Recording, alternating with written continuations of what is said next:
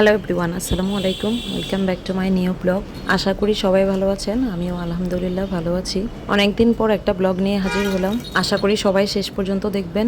সকালবেলা ঘুম থেকে উঠে একটু বারান্দায় চলে আসলাম, তো আজকে পাখির খাঁচাটা পরিষ্কার করব, তাই ওদেরকে একটু গোসল করিয়ে দিলাম পানি স্প্রে করে। এইদিকে একটা করলা গাছ হয়েছিল, তো এটা বাইরের দিকে বেশ বড়ই হয়েছে মাশাল্লাহ। করলা ধরে কিনা সেটাই দেখার বিষয়। তো এরপর চলে আসলাম রান্নাঘরে।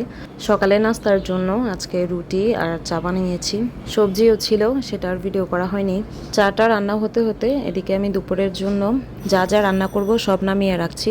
আজকে দুপুরে কলিজা ভুনা করব, তাই ফ্রিজ থেকে প্যাকেটটা নামিয়ে নিলাম। অফ ক্যামেরায় আমার নাস্তা বানানো শেষ, তো এখন নাস্তা করতে চলে আসলাম। এখানে আমি চা রুটি নিয়েছি, তো আজকে তেমন কিছু খেতে মন চাচ্ছিল না। নাস্তা খাওয়ার পর রায়ান মুস্কানও উঠে গিয়েছিল, তো ওদেরকে খাবার খাইয়ে রায়ানকে আবার স্কুলে পাঠিয়ে দিলাম। তো এর মধ্যে আমি অফ ক্যামেরায় আলু কেটে নিয়েছি, পেঁয়াজটাও ছিলে রেখেছি। এদিকে যে কলিজাগুলো এখন একটু হলুদ দিয়ে ভাপ তুলে নেব। এখানে কলিজা আর ফুসফুস একসাথে কিন্তু আজকে আমি ভুনা করব। ভুনা করার আগে কিন্তু আমরা এইভাবে ভাপ তুলে নেই হলুদ দিয়ে। তো আপনারা কারা কারা এই কাজটি করেন কমেন্ট করে কিন্তু জানাবেন। আজকে দুপুরের রান্নায় থাকছে কলিজা ভুনা, মসুরের ডাল রান্না, আলু আর কাঁচামরিচের একটা ঝাল ভর্তা, আর গতকাল রাতে শিমের বিচি মাছের মাথা দিয়ে সসিন্দা রান্না করেছি, সেটাও আছে। এদিকে এখন মুসুরির ডালটা ভালোভাবে ধুয়ে নিচ্ছি। আসলে সংসারে কিন্তু অনেক কাজই থাকে, যেটা আমরা ব্লগে যতটুকু আসলে দেখানো যায় ততটুকুই দেখাই।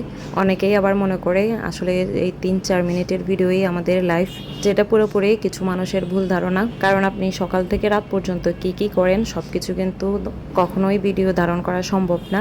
সবকিছুই আসলে সাজানো গোছানো থাকে, যেটা আসলে দেখতে ভালো লাগে সেটাই মানুষ প্রেজেন্ট করে। যাই হোক, এই 3-4 মিনিটের ভিডিও দেখে কেউ আবার নিজেকে সেইভাবে পারফেক্ট করার চেষ্টা করবেন না। আপনার লাইফ নিয়ে যদি আপনি হ্যাপি থাকেন তাহলে এটা নিয়েই কিন্তু সন্তুষ্ট থাকতে হবে। যাই হোক, কলিজাটা এভাবে আমি ভাপ তুলে নিয়ে ছেঁকে রেখে দিয়েছিলাম। তো এরপরে যে ভালোভাবে মশলা কষিয়ে কলিজা আর আলু কুচিগুলো দিয়ে দিয়েছি। এভাবে কিন্তু প্রায় 30 থেকে 40 মিনিটের মতো আমি কষিয়ে কষিয়ে রান্না করব। আপনারা কারা কারা গরুর কলিজা খেতে খুবই পছন্দ করেন কমেন্ট করে কিন্তু জানাবেন। আরেক পাশে চুলায় কিন্তু আমি ভর্তার জন্য আলুটা বসিয়ে দিয়েছি। তো আমি এখানে আলুগুলো এভাবে কেটে টেলে নিচ্ছি। এটা ছিল আবার ভর্তাটা বানানোর পরের ভিডিও। ভর্তাটা নামানোর পর আমি ভাতটা বসিয়ে দিয়েছিলাম, আর এদিকে কলিজা ভুনাটাও প্রায় রান্না করা শেষ। তো এখন একটু ঝোলটা কমিয়ে চুলা থেকে নামিয়ে ফেলবো। আমার আজকের ভিডিও আপনারা কে কোথা থেকে দেখছেন অবশ্যই কিন্তু কমেন্ট করে জানাবেন, আর আপনাদের পেজের কি অবস্থা সেটাও কিন্তু জানাবেন। অফ ক্যামেরায় আমার ডাল রান্নাও শেষ, তো এটাতে একটু পরে ধনেপাতা দিয়ে দিব। আর এদিকে এই যে আলু আর মরিচের ভর্তাটা রেডি। এটা কিন্তু খুবই মজা হয়েছিল। আর এই ভিডিওটা হচ্ছে একদম দুপুরবেলার। তো এই যে কলিজা ভুনাটা আমার রেডি, এখন একটু ধনেপাতা দিয়ে দিচ্ছি। বর্তমানে ফেসবুক মামা রিচ কিন্তু একদম কমিয়ে দিয়েছে, তাই সবাই সবার সাথে এঙ্গেজ থাকতে হবে যাতে পেজের ড্যাশবোর্ড কখনোই লাল না হয়।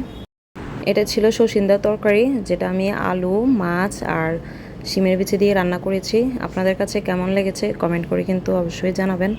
আজকের মতো ভিডিওটা এখানে শেষ করছি। সবাই ভালো থাকবেন, সুস্থ থাকবেন, সবাইকে ভালো রাখবেন।